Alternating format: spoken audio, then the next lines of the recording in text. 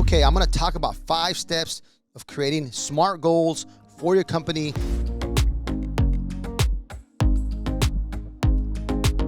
That's what's helped me double the last 2 years. It's helped me double my business. When I did this back in 2019, getting started for 2020, I said, I'm going to buy $36 million worth of real estate. I bought 32. I missed it by $4 million. I was not that sad, okay? Don't trust me. I didn't shed a tear. And then for 2021, I had said, okay, I'm going to do 72 million, and I ended up doing 75 million for 2021. Okay, for 2021, I actually hit my goal. So now it's time to set goals for the next year, and they got to be SMART goals. So I'm going to give you the 5 steps to SMART goals. So SMART, S-M-A-R-T. This is what it stands for. S has to be for specific, right? Specific, simple, sensible, and significant. So when you write it down, SMART, make sure that it falls under that category, okay? Number 2, the M is for measurable. It has to be meaningful and it has to be motivating, okay? So the measurable, you have to have it has to be meaningful and motivating, and you got to be able to measure your results. You got to be measurable, and I'll give you some examples in a little bit, okay? Just go. You can also Google this, and it's called SMART goals, and there's a lot of information out there on this particular subject. Okay, the A is for achievable. Okay, you have to agree on something. You have to agree on something. You have to have it attainable. It has to be attainable, right? You can say, look, I want to fly to Mars, right? And it's December 30th, and I want to do it by the end of the year. Like, you have no experience, you got no money to fly to Mars, you don't know anything about flying to Mars. I mean, that's not a goal, right? You're just dreaming. Maybe it's not going to work. It has to be, it has to be attainable.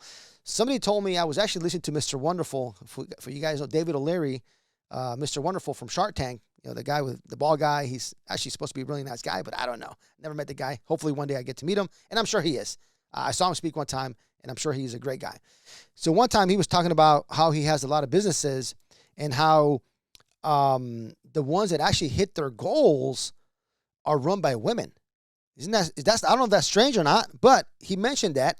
I mean, why would it be strange, right? But this is why he thought to himself. This is what he said. Like, hey, this is why I think women hit their goals. All the men that ran his companies, they put like extravagant goals, right? They did well, but they just could never get to their goals. Maybe they have a huge ego. I don't know. Do women have egos? Probably. I have no idea. I can't speak for women, okay? But yeah, I'll speak for myself. Everything that I say is my humble opinion, okay? So yeah, we do have a big ego. I do, okay? I'll let you know that. So yeah, you want to put a big goal and then maybe you fall way short, but maybe you still do a lot that year. But for some reason, women were able to have more realistic goals, right? And they were still great. They still made the company money. And it was very interesting for him to say that when I heard him speak. That was just an added bonus, okay?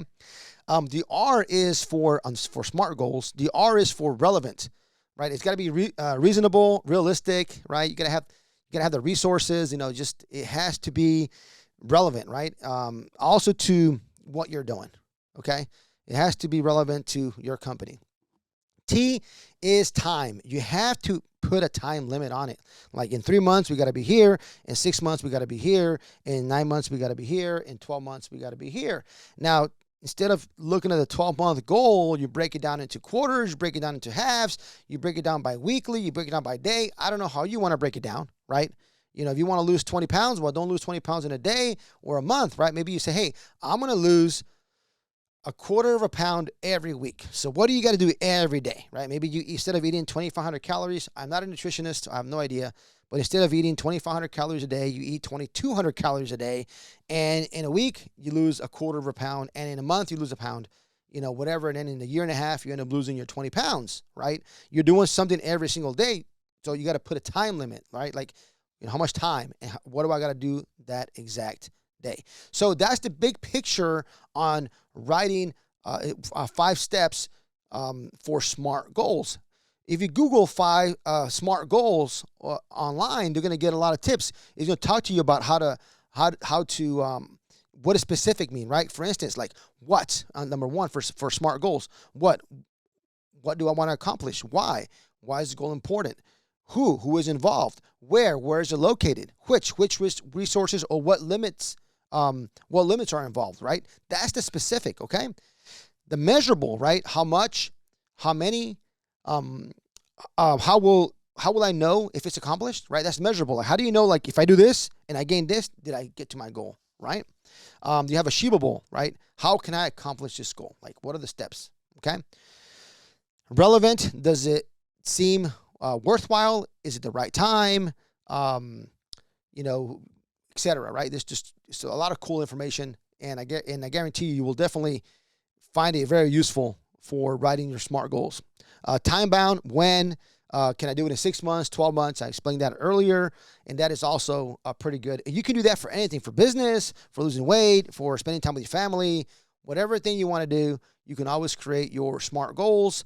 You can start, just one good step, one good choice, or one good step, or one good decision after a good decision and another good decision and another good decision, right? It's going to get you to where you need to go.